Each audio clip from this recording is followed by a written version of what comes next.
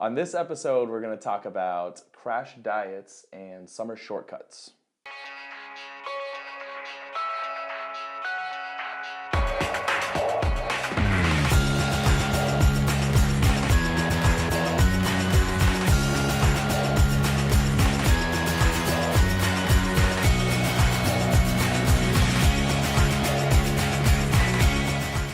All right, welcome to episode 8 of EFS TV. I'm Nathaniel Decker. And Megan Osisko. And we're back to the Q&A style of our program here to answer some questions. We actually got a good talking point today. It was a question from one of my personal friends, actually. Shot me a text this morning and just said, well, I'll let you read the question and we'll kind of go into it from there so it sounds a little bit better. So Ariel asked, I have a friend that wants to do a 10-day cleanse to lose weight for the Kentucky Derby coming up. Any thoughts on that, or is it worth it? I'll plug this real quick so she doesn't get mad. Her name's Ariel. It's pronounced a little. No, that's okay. She'll get over it. But I did want to use that kind of as a talking point because we're going to see this a lot in the coming months. Right. Summer, starting to warm up. People want to get outside. In their bikinis. Yep, swimsuits. We've heard it from a few clients even like. You know, summer's coming up. I really want to get down another 5 or 10 pounds. Yeah. At least I have. I'm sure you probably have too, as well as probably all of our trainers. It's a pretty popular thing. But we do want to address, first we'll touch on cleanses. We do have a different outlook on it, only because I've never personally done a cleanse and she has. So we'll kind of go into, what we use them for, if we use them at all, on our own separate, with our own separate clients. So for me, I personally, like I said, I've never done a cleanse before. I don't really like the idea of a cleanse or calling it a cleanse, only from the aspect of it's not really addressing the problem. So if you're talking about, I want to do a cleanse to lose this 10 pounds before I go to the beach in June or whatever it might be, you're not addressing what put that 10 pounds on in the first place. So you need to take a good look at what you've been eating over the last 3 to 6 months and figure out the things that you need to be changing. If you haven't been exercising, you need to implement some form of exercise as well, which we've talked about in a lot of different episodes of where to get started. So check out some of those for some answers with that. One place that we have used cleanses before though, and this is actually just a recommendation to me, I work alongside a trainer with one of our clients that eats healthy all the time. So she's always like literally like boiled chicken, like the basic stuff. She eats very, very healthy. She's gotten some really good results as well. But she does hit sticking points sometimes. Right. And it's a good change of mindset to do like a liquid cleanse for a few days, just to kind of hit the reset button. And then whenever you start introducing food back in, you kind of realize, you make that connection of, all right, I'm eating for purpose now. Right. And maybe I need to address my portions a little bit more and make sure that I'm doing things the right way. And then from there, it's like a reset of the mindset, I guess. And those are really the only two things I have to say about cleanses. I don't think overall that I agree with the process just because, again, it's not addressing the problem at hand. But I do understand the mindset portion of it. Right. But I'll have you give some of your tips and stuff because I know you've done them before. Right. So for me personally, it's when I do a cleanse, I honestly don't even really lose any weight. It's more the fact of resetting our digestive system because we carry so much like junk in our gut sometimes that it's like we just need a good reset. I'm not a fan of like juice cleanses. Yeah, me neither. I think we've talked about this before. It's just, you're drinking juice and then all of a sudden, now I'm going to add it back in food. Exactly. Like the underlying problem. Right. What got you there. Yeah, and just to touch on that too, while you're on the juice aspect of it too, it really limits the amount of exercise you can do because your calories are so low. Right. You don't have any carbs. Energy. Typically, the energy is really, really low. Right. So that's another reason why I don't like juices. But keep going. 100% agree. So I do think it's a good jump start, especially like you said, the mindset. So it's that motivation to get us started. We talk about getting started a lot. So if that's gonna, get you off the couch, great. That initial step. But what's gonna happen after those 10 days? What's your plan of action post 10 days? Right. Is it gonna go back to what you were doing prior to, or are you gonna continue with the good eating, the clean eating, and all that? Right. That's a good point. When I do a cleanse too, I stay away from anything processed. I eat whole foods. So, I cook my food, nothing from a box, and pretty much clean eating.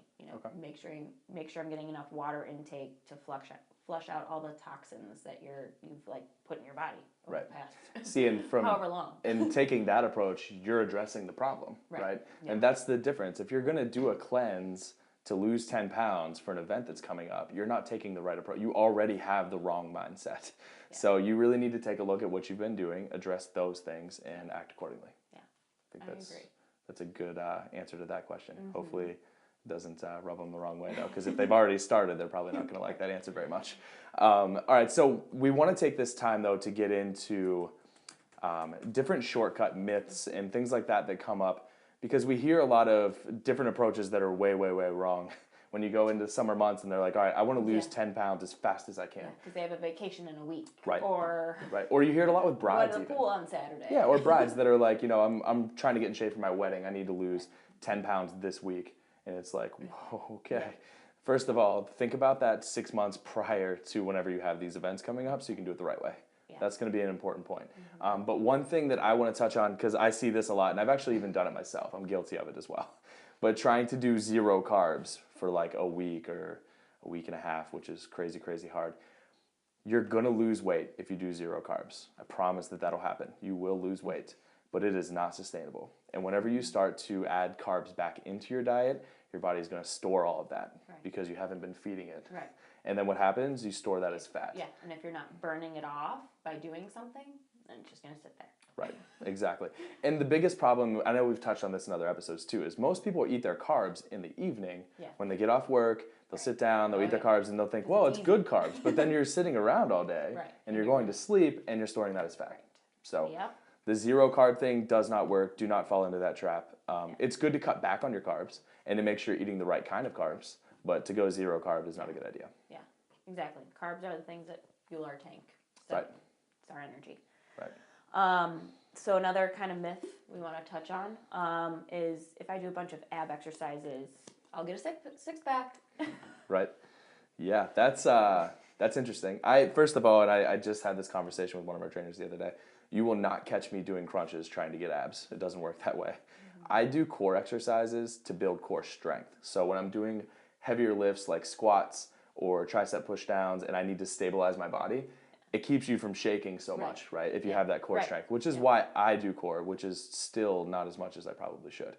But whenever it comes to getting abs, you have to address the diet first. It goes back to the age-old, abs are built in the kitchen kind of thing. Yeah, so. I 100% agree with that.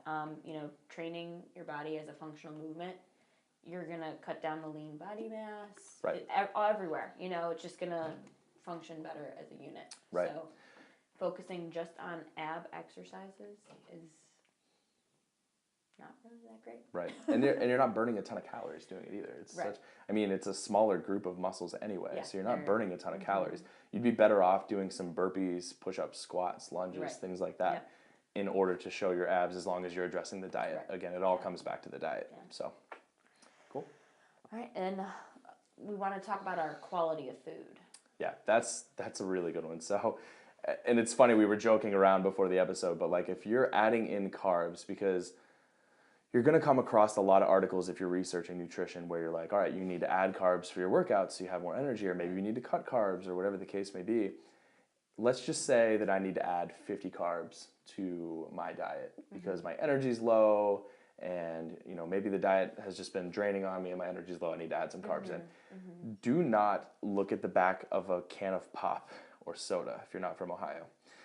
And it's say 40 carbs. And then if you happen to look at the sugar as well, it'll probably say 40 grams of sugar because all of the carbs in that drink are from sugar. That is the wrong kind of carb. If you need to add carbs into your diet, don't turn to candy bars. Don't turn to soda. Don't turn to unhealthy foods. You need to stick more to like sweet potatoes, brown rice. Stuff that has additional fiber in it to help the carbs break down. Right. Just because you haven't even, someone asked me today about, calories, if I'm getting a certain amount of calories, is that okay? Well, what type of calories are you getting? Right. Oh, I have 50 calories to spare, I'm going to eat a Twix bar. No. Right. Doesn't work like that. Does not work like that. So I had a client come to me and say that he started doing a high protein, high fat diet. There's a lot of studies that show that works for some people, but everybody's different, so it might not work for you the same way. So that I'm not giving you that recommendation. But he said, I started asking him more questions. So where are you getting your fat from? Turns out he was eating fried food. That is not the right way to add fat to a diet, guys. So avocado, nuts, peanut butter, things like that, healthy fats, coconut oils, not fried food. So stay away from fried food if that's something that you've looked into, please. Yeah, candy bars too. And then to close up today's episode, we do want to touch on our Client Appreciation Day, which is Saturday, May 14th. And I'll let you talk a little bit about the event details and what we have going on Yes, we have a full day, full morning and afternoon of some exciting stuff for you guys. 10 a.m. we're going to do a boot camp, so that'll be fun because obviously all of our trainers are going to be there too. So that'll be fun to kind of do a boot camp with your trainers, kind of, joke around with them and that kind of stuff. 11 a.m. is we're going to have yoga for everybody, so kind of good stretch after that. I might actually try that, so we'll see. I don't usually do a whole lot of stretching. I would just show up for that. Yeah, right? You guys can just come watch me try to do yoga. That'll be fun. And then after that, 12 to 3, food, music, games, all that good stuff. Some socializing, get to know some of our other clients. Yeah, I think it'd be awesome to hear each other's stories too. For sure. Why you hate your trainer and why someone else hates your trainer. So that'd probably be good. Yeah. But success stories and things like that, in all seriousness, would be good to hear. And then the struggles too. You're going to hear some people that are like, I really struggled with this. And then you're going to have people bouncing ideas of what they did to make sure that they stayed on course. So it'll be a really cool event. You guys should definitely check it out. That wraps up this week's episode. Next week, we're actually going to be on site at the Philips Healthcare event. It is going to be a really, really cool event. Excited. We're going to have boot camps going on, nutritional seminars, all sorts of really cool stuff. But we're going to be on site there. So hopefully we'll be able to clip in some of the videos and get some footage of the things we have going on. Yep. But it'll be a different episode, so it'll be really cool. So we'll see you guys then. See you guys.